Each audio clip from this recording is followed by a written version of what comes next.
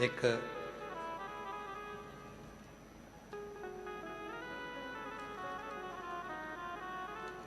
राजा हुए जिनका नाम था सुशांत। बहुत सुंदर चरित्र, थोड़ा ध्यान देना। सुशांत राजा बहुत धर्मपरायण थे, धार्मिक थे, धर्म के प्रति उनकी रुचि थी, धर्मपरायण थे। उनका नियम था, रात्रि के समय पर अपने घर से निकलते थे, कपड़ा मुख पर डाल लेते थे, चेहरा छुपा लेते थे, शरीर के कपड़े बदल लेते थे और अपना चेहरे का स्वरूप बदलकर अपने नगर में, अपने गांव में घूमते थे और देखते थे कि किसको क्या तकलीफ है, और सुशांत राजा उसकी तकलीफ दूसरे दिन मिटा देते। ये नियम रोज का सुशांत राजा का ये नियम चलता था। एक दिन सुशांत राजा को मालूम पड़ा कि मेरे नगर में एक महिला रहती है। सुनना मेरी जीजियों, बड़ी सुंदर कथा है सुशांत राजा। मेरे नगर में एक स्त्री रहती है जिसका पति गलत संगत में पड़ गया और गलत स्त्री के साथ संगत में पड़कर वो चला गया अपनी पत्नी को छोड़कर।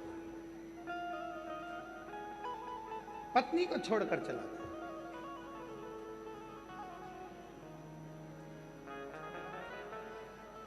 सुशांत राजा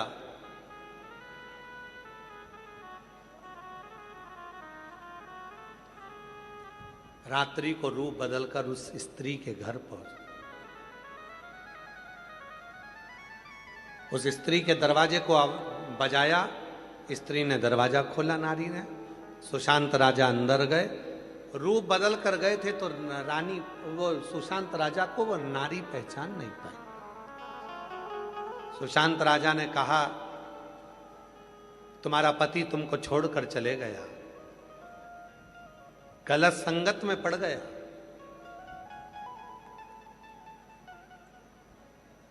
कितनी अबला हुआ, कितनी बेसहारा हो, आपके पास में कोई सहारा नहीं। कितना दुख है तुम्हारी जिंदगी में।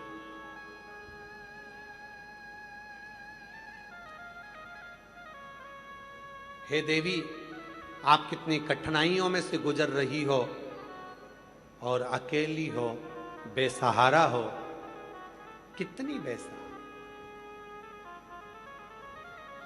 उस स्त्री ने जैसे ही सुना कि व्यक्ति बोल रहा है कि मैं बेसहारा हूं, उस स्त्री ने हाथ जोड़कर, वो पहचानती नहीं थी कि ये राजा है कि कौन है, पर संत समझकर उसने हाथ जोड़कर कहा, महाराज एक बात कहना चाहती हूं।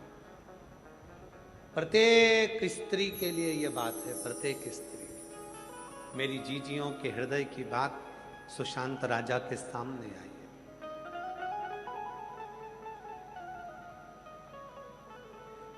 वो स्त्री नहीं समझी कि ये राजा है, वो स्त्री ने तो समझा कि कोई संत है, कोई साधु है, कोई तपस्वी है। हाथ जोड़कर स्त्री ने कहा, महात्मा जी एक बात कहना चाहती हूं कि आपने मुझको बेसहारा कहा। माना मेरा पति मुझे छोड़कर चला गया, पर स्त्री के साथ चला गया। माना जिंदगी का दुख मेरे पास में है, माना मैं अकेली हूं, पर ये नहीं कह सकते आपकी मैं बेसहारा हूं।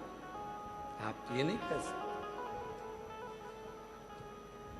महाराज ने पूछा कि तुम बेसहारा नहीं हो? नहीं, मेरे पास में 3 चीजें हैं, मेरे 2 हाथ, मेरा सनातन धर्म और मेरा महादेव मेरे साथ है, तो मैं बेसहारा नहीं हो सकती।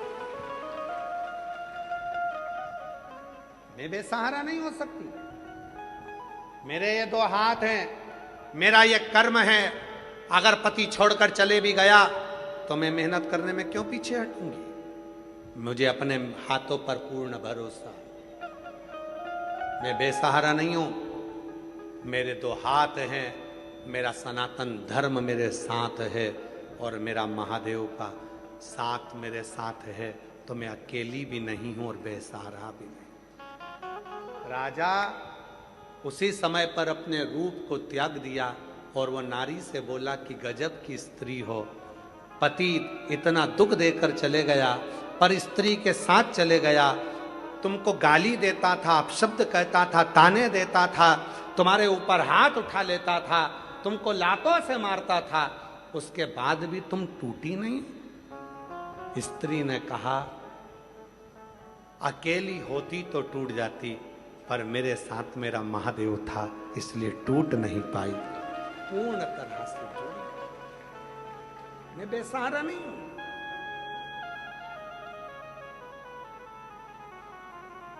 बहुत दुख होता है जब कोई अपनी भाषा में अपने माइक पर अगर कोई ये बोलता है ना कि हमारी संस्था बेसहारा को सहारा देती है, बहुत दुख होता है। जब कोई संस्था कहती है, जब कोई कहता है कि बेसहारा को हमारी संस्था सहारा देती है, बेसहारा लोगों को हम खाना खिलाते हैं, बेसहारा लोगों को हम कपड़े देते हैं, बेसहारा लोगों को हम साथ देते हैं, जब कोई कहता है तो दिल दुखता है अंदर से। क्योंकि शिव महापुराण की कथा कहती है, राजा सुशांत का चरित्र कहता है कि एक संसार में जन्म लेने वाला, चाहे बच्चा हो, बूढ़ा हो, स्त्री हो, पुरुष हो, जो संसार में जन्म लिया है, पृथ्वी पर जन्म लिया है, वो कभी बेसहारा नहीं होता, उसका सहारा देव अधिदेव महादेव होता है। महादेव वो कभी बेसहारा नहीं, परिस्थिति का मारा हो सकता है, दुख का मारा हो सकता है, तकलीफों का मारा हो सकता है, पर वो बेसहारा नहीं हो सकता। और अगर कोई बेसहारा कहे भी तो आप लोगों का फर्ज बनता है कि खड़े होकर बोलना चाहिए कि आप कैसे कह रहे हो कि वो बेसहारा। जन्म हुआ था, संसार में कई लोग ऐसे हैं, कोरोना काल में किसी का कोई पति चले गया, किसकी कोई माँ चली गई, कोई की पत्नी चली गई, कोई का बेटा चले गया, कोई की बहू चली गई, कोई का बच्चा चले गया। कोरोना काल में हमारे कोई स्मरण में है, जब हम धाम पर थे, कुबेरेश्वर धाम पर, एक लड़की बहुत रोती रोती कुबेरेश्वर धाम पर आई थी। मेरे पापा को कोरोना हो गया, वो चले गए, मेरी माँ को कोरोना हो गया, वो चली गई, मेरे भाई को कोरोना हो गया, वो चले गया, बस मैं अकेली बची हूँ, अब मैं किसके सहारे रहूं, किसके सहारे। खूब रोती, इतनी रोती वो। 2 दिन हो गए, ऑनलाइन कथा चल रही थी, कुबेरेश्वर धाम पर हम कथा कर कर निकल रहे थे और वो बेटी सामने आकर खड़े होकर रो रही थी। मिले उससे, उसने कहा पिता चले गए, माँ चली गई, भाई चले गया।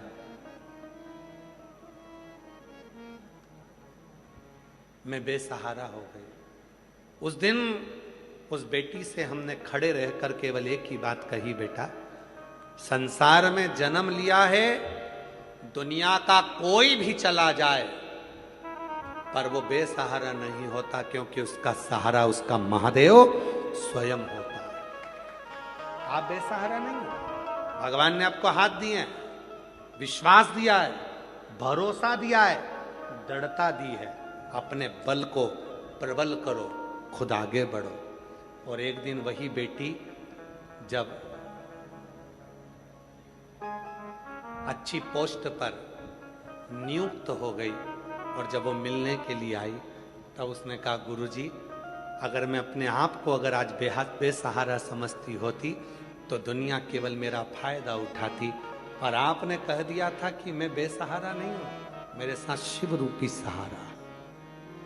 हम क्यों अकेले समझे? निंदा करते गया, निंदा करते गया, संत संतुष्ट होता गया, लीद का ढेर बढ़ता चले गया, लीद का ढेर बढ़ता। और आखिरी में एक दिन राजा भ्रमण करते करते राजा पहुंच गया, जाकर देखा लीद का ढेर था, लीद का ढेर। और उस ढेर को देखा, पूछा महाराज ये लीद इतनी सारी कैसे हो गई? तुम्हारे ही दरवाजे पर से मिली थी एक कटोरे में लीद थोड़ी सी। तुम्हारी निंदा करने से ये लीद बढ़ती चली गई और अब इस लीद का कोई हकदार नहीं है, तुम ही इसके हकदार हो, तुम्हें ही इसको भोगना। ऐसी ही एक कथा और वर्णन करती है। एक राजा के शरीर में रोग आ गया, शरीर गलने गलने लगा, शरीर पानी जैसा टपक टपक कर गिरने लगा, राजा की उंगलियां टपक गई, राजा का शरीर गलने लगा, राजा बीमार पड़ गया। सारे डॉक्टरों को बुलाया, सारे वेदों को बुलाया, सारे वेदों को दिखाया, पर उसका कोई हल नहीं निकला।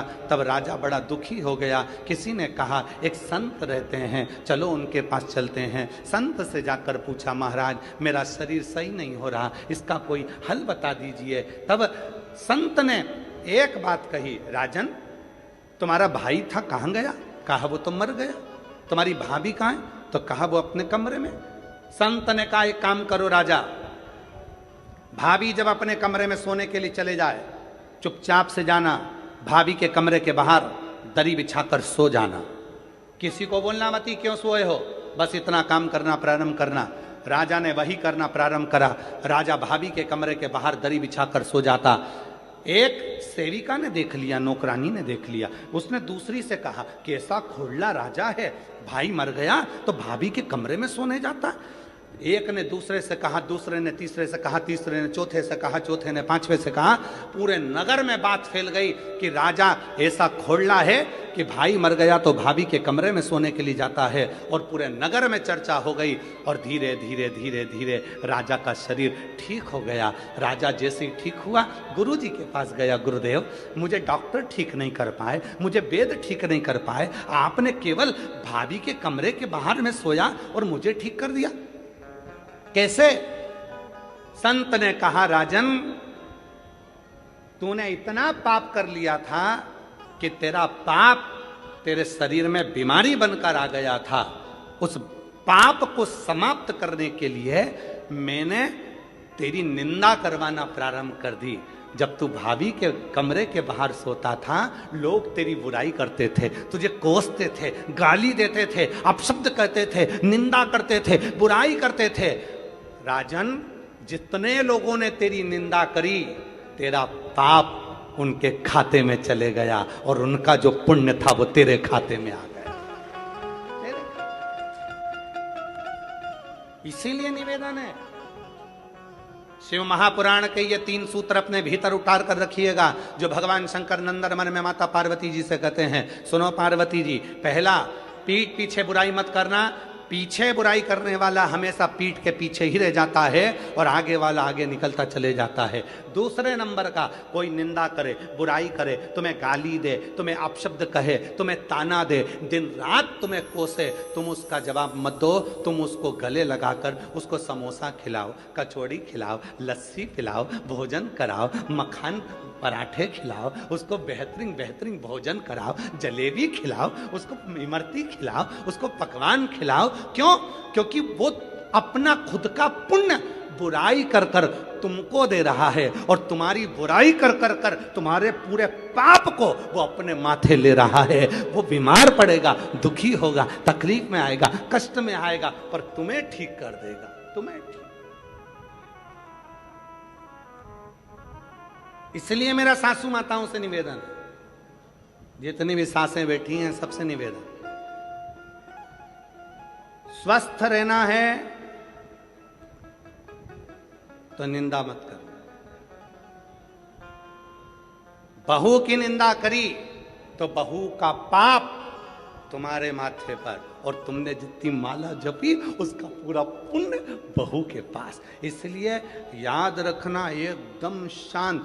तुम किसी किसी घर में देखना, बहुएं तो दिन भर बीमार रहती हैं और सास एकदम चकाचक डेंटिंग पेंटिंग करके, बेहतरीन लाइन खींच के, डब्बा भर के, और पार्लर में जाके धागे से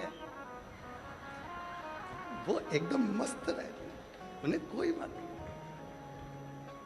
अब कई बहुएं कहती हैं, बताओ मेरी तो कमर दुख रही है, मेरा पांव दुख रहा है, मेरा हाथ दुख रहा है, मेरा ये दुख रहा है, मेरा वो दुख रहा है, और बहुएं कह रही हैं मेरा शरीर ये दुख रहा है। और सास, क्यों मम्मी 15 लोग आ रहे हैं तो क्या हुआ, मैं हूं ना, खाना बना लूंगी, तू तो रहने दे, तू तू तू जा, तेरा बच्चे संभाल तू तो। और बुढ़ी अम्मा ने खाना वाना बना के तैयार, और बहू क्यों, क्योंकि बहू इतनी सास की बुराई करती है, सास की बुराई करते करते बहू सास की सारी बीमारी को खुद ले लेती है और अपना जितना पुण्य है वो सास को दे देती है। इसलिए याद रखना, ये ट्रांसफर बहुत ध्यान देने वाला है, बहुत ध्यान। कई लोग हमसे कहते हैं बाबा जी आपकी इतनी बुराई करते हैं लोग बाग, हमने सोशल मीडिया पर देखा आपको गाली देते रहते हैं, कोई कहता है ऐसा, कोई कहता है वैसा। हम उनसे एक ही बात कहते हैं, उनको कहने दो, हो सकता है हमारे कमर में कभी दर्द आएगा, हाथ पैर में दर्द आएगा, तो हमारा पूरा जितना भी दर्द है, दुख है, तकलीफ है, वो सब बुराई करने वाले ले लेंगे। और उन्होंने जिंदगी में कभी भूखे को भोजन, प्यासे को पानी पिलाया होगा, उसका पुण्य हमारे खाते में आता चले जाएगा। तुम कहने दो, आग लगे बस्ती में, जम के बोलो, आग लगे बस्ती में, क्या किसको रोइए, एकदम मस्त। जितना जितना लोग बुराई करें तुम उतनी जोरदार खजूर वाली चोटी बना के जाओ, उतनी जोर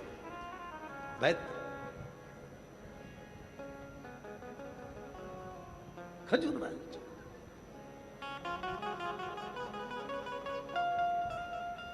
हम तो बाबा के भरोसे चलते हैं, हम तो बाबा के भरोसे चलते हैं। ये दुनिया वाले जलते हैं, ये दुनिया वाले जलते हैं, डमरू वाले के भरोसे चलते हैं, काशी वाले के भरोसे चलते हैं, सीहोर वाले के भरोसे चलते हैं, सीहोर वाले के भरोसे चलते हैं।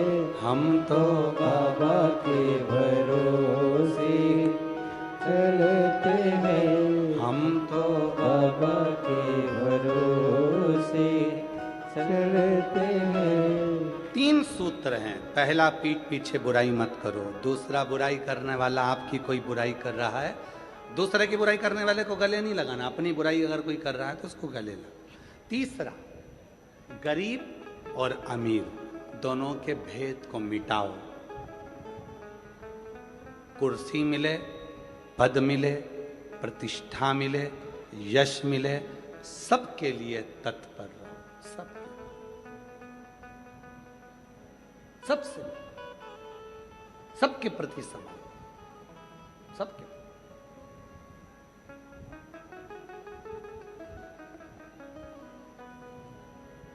समर्पण इसी को कहते हैं।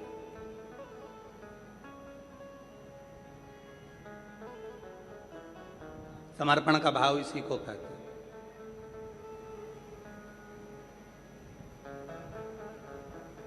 और जिसमें समर्पण का भाव होता है वही जीवन में सार्थक होता है। कुर्सी मिले, पद मिले, प्रतिष्ठा मिले, पर आपका समर्पण सबके प्रति, गरीब है, अमीर है, सबके प्रति। अभी हम कल की बात, हम परसों की बात है, परसों हम पदमजीत सिंह जी से जब वो घर हम पहुँचे तो पदमजीत सिंह जी हमको नीचे मिले, तो हमने कहा कि आप अभी आ गए हैं कथा में से? हाँ। अब शाम को सबसे मिलने के लिए, किसी को कोई कष्ट तो नहीं है, किसी को कोई परेशानी तो नहीं है, सबके पास जाए। हमने कहा पापा भी तो जाते हैं अमरजीत सिंह जी? कहने लगे वो भी जाते हैं, हम भी जाते हैं। हमको इतनी खुशी हुई, आज के समय के ये नवयुवक बेटे, और बेटे के साथ में आपके भटिंडा क्षेत्र के मेयर, अगर उनका भाव इतना शुद्ध है तो हमें लगता है कि पूरे भटिंडा का भाव कितना शुद्ध होगा। ऐसी शुद्धता का भाव होना चाहिए। हमें जाना है, सबसे मिलना है, किसी को कोई कष्ट तो नहीं है। उनके मुख से सबसे पहले मैं पदम जी आपको साधुवाद देता हूं इस चीज के लिए, बहुत बहुत साधुता। आपके भीतर कम से कम हम सबसे मिलेंगे, सबसे, किसी को कोई कष्ट तो नहीं। स्नेह इसी को कहते हैं। पद मिले, कुर्सी मिले, प्रतिष्ठा मिले, यश मिले, वैभव मिले, उसके साथ आपके भीतर समता का भाव हो कि ये सब मेरे हैं, सब। हम तो बाबा के भरोसे चलते हैं, हम तो बाबा के भरोसे। समता का भाव, और जब समता का भाव होता है, शिव जी कहते हैं पार्वती से, हे पार्वती, संसार सागर में उन्नति की सीढ़ी पर चढ़ने के लिए सबसे पहली चीज है आप किसी के पीठ पीछे बुराई ना करें, दूसरा आपकी निंदा कोई करता है उससे प्रेम करो, और तीसरा सब में समता का भाव रखो। फिर दुनिया में कोई ताकत नहीं है जो तुम्हें आगे बढ़ने से रोक दे। आप उन्नति की सीढ़ी पर चढ़कर ही रहोगे, आप आगे बढ़कर। भगवान उमा महेश का बड़ा सुंदर संवाद है। आज संपूर्ण देश में मारवाड़ी माहेश्वरी समाज को हम बधाई देते हैं महेश नवमी की। आज संपूर्ण मारवाड़ी माहेश्वरी समाज में सुंदर आज महेश नवमी है, जिस दिन माहेश्वरी समाज की उत्पत्ति का दिन है। हम संपूर्ण मारवाड़ी माहेश्वरी समाज को बहुत बहुत साधुवाद देते हैं आज महेश नवमी की। एक बार आप भी जोरदार ताली बजाकर साधु करें। एक बार भगवान महेश ने, शंभु एक बार भगवान महेश ने माता उमा जी से कुछ बातें कही।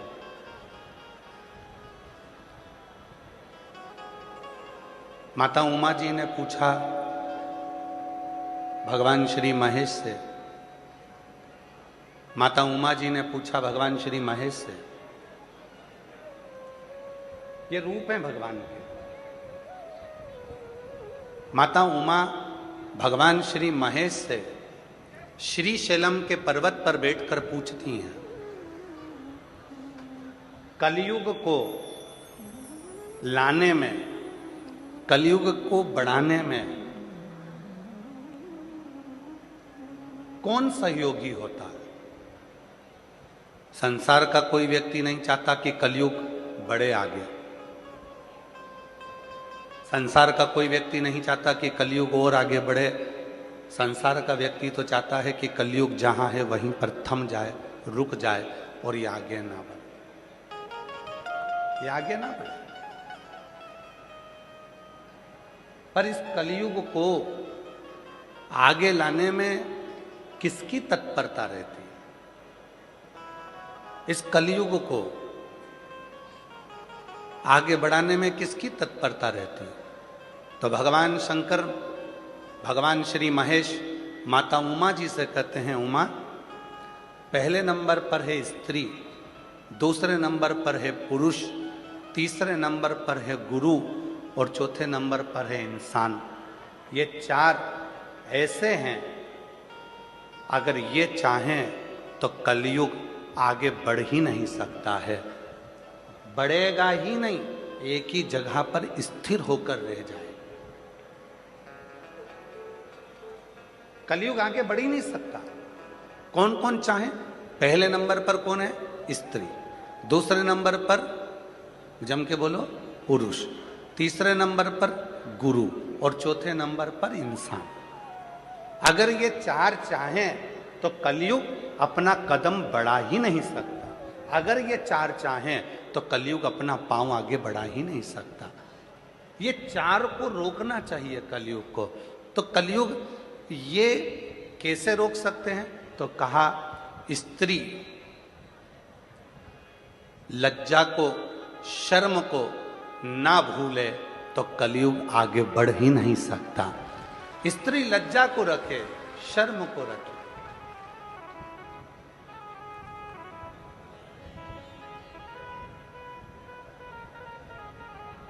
पंजाब हमको एक बहुत बड़ी सीख देता है। पंजाब एक हमको सबसे बड़ी सीख देता है कि जब भी गुरुद्वारे में जाया जाता है, जब भी कोई सत्संग में जाया जाता है, तो सिर पर अपनी चुन्नी को मेरी जीजियां अपने माथे पर रख लेती। पुरुष जब गुरुद्वारे में जाते हैं, सत्संग में जाते हैं, लंगर में जाते हैं, तो अपने सिर पर एक वस्त्र, एक पाग, पगड़ी, एक वस्त्र रख लेते हैं। क्या है? क्या है? और ये बात केवल एक की नहीं है। गुरु नानक देव जी महाराज जी से भी बाले ने पूछा था कि जब कोई लंगर चखता है तो अपने मस्तक पर वस्त्र क्यों रखता है? जब मत्था टेकने के लिए गुरुद्वारे में आता है, देवालय में जाता है, शिवालय में जाता है, तो अपने मस्तक पर वस्त्र क्यों रखता है? तो कहा गुरु नानक देव जी ने, वहां पर हम तो नहीं होंगे, पर जब वो वस्त्र अपने मस्तक पर हमारा सम्मान के भाव से रखेगा, तो हमारा हाथ वस्त्र के रूप में उनके सिर पर रखा ही रहेगा। जो बोले सो निहाल। वो हस्तकमल है हमारा जो सिर पर रखा। स्त्री लज्जा ना छोड़े, स्त्री शर्म ना भूले, शर्म को ना छोड़े। और जब स्त्री अपनी शर्म को, लज्जा को नहीं छोड़ती है, तो कलयुग आगे बढ़ता ही नहीं है। दूसरे नंबर पर है पुरुष। स्त्री लज्जा ना छोड़े, पुरुष संस्कार ना छोड़े। पत्नी है, आदर करो। माता पिता हैं, सम्मान करो। छोटी बहन है, बड़ी बहन है, आदर करो। बुआ है, आदर करो। नानी है, आदर करो। दादी है, आदर करो। एक पुरुष जब अपने संस्कारों को पकड़ कर रखता है, संस्कारों को नहीं भूलता है, संस्कार नहीं छोड़ता है, तो कलयुग भी आगे बढ़ता ही नहीं है। पुरुष के हाथ में भी है कलयुग को थोड़ा रोक दे। पुरुष के, स्त्री लज्जा ना भूले, शर्म ना भूले, पुरुष संस्कार ना भूले। संस्कार, नानी का मान क्या होता है, दादी का मान क्या होता है, बुआ का मान क्या होता है, बहन का मान क्या होता है, माँ का मान क्या होता है, मामी का मान क्या होता है, मामू का मान क्या होता है, एक मामा का मान क्या होता है, सबका सम्मान क्या होता है, ये पुरुष कभी ना भूले, अपने संस्कारों में ढल कर रहे, तो निश्चित है ये कलयुग आगे नहीं बढ़ता। कलयुग नहीं। तीसरे नंबर पर है गुरु। कलयुग को रोकने में गुरु की सबसे बड़ी प्रधानता है। क्या? स्त्री लज्जा ना छोड़े, शर्म ना छोड़े, पुरुष संस्कार ना छोड़े, और गुरु अपना धर्म ना छोड़े, तो फिर ये कलयुग आगे बढ़ ही नहीं सकता। आज गुरु क्या कर रहे हैं? आज गुरु क्या कर रहे हैं? स्वयं को भगवान बनाने में सोशल मीडिया में इतना आगे आ गए कि खुद को भगवान कैसे बनाया जाए, बस गुरु एक ही काम कर रहे हैं, अपने आप को भगवान बनाने का प्रयास कर रहे हैं। गुरु अपना धर्म ना छोड़े। गुरु अपने धर्म से वंचित ना हो। कलयुग आगे नहीं बढ़ सकता अगर गुरु अपना धर्म ना छोड़े। आज संसार के इतने सारे गुरु हैं, रोज टीवी खोलो, रोज कहीं का ना कहीं का मिलेगा। सोशल मीडिया पे, यूट्यूब पर, इंस्टाग्राम पर, फेसबुक पर, खूब सोशल मीडिया पर लाखों लाखों करोड़ों रुपए खर्च कर दो और फेमस हो जाओ, और फेमस होकर खुद की पूजन चालू करवा दो, खुद का प्रचार जाता चालू करवा दो, खुद भगवान के रूप में पूजना चालू करवा दो। आज के गुरुओं ने स्वयं को भगवान मानना प्रारंभ कर दिया, स्वयं को। और शिव महापुराण की कथा क्या कर रही है, शिव कथा क्या कर रही है? गुरु अपना धर्म ना छोड़े। गुरु का क्या कर्तव्य है? ईश्वर को ईश्वर रहने दे,